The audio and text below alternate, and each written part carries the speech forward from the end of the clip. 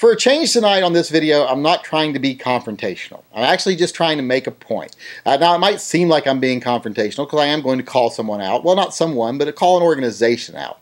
Now, I'm not trying to demean them in any way or pass any judgment on them. There's just some things I think they should be doing that they're not doing, and I wanted to talk about it tonight. And that organization is the National Rifle Association. And what I want to call the NRA out on is I don't think they're doing enough to be preemptive or offensive, for lack of a better term, when it comes to gun rights, instead of being on the defensive all the time. I don't think they're doing enough to be out in front of the argument, to promote a positive image for gun owners.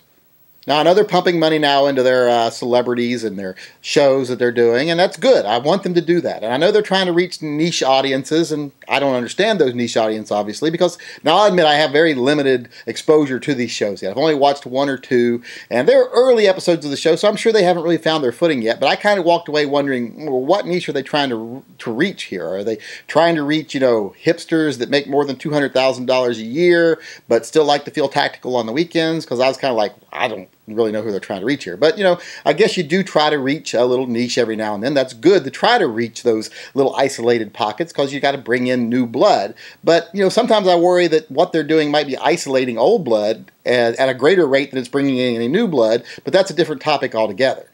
What I really think they're not doing is they're not exploiting the positive. Now, we see everybody out there all the time exploiting the negative, exploiting tragedy. We see ads for like Newtown and Everytown and, Mayors Against Drugs, where they exploit emotion. They exploit tragedy. They exploit, pain and suffering to try to push their agenda. And I think the NRA needs to start doing the opposite. Instead of exploiting tragedy to promote fear, like some people think the NRA should do, I think they should start promoting triumphs.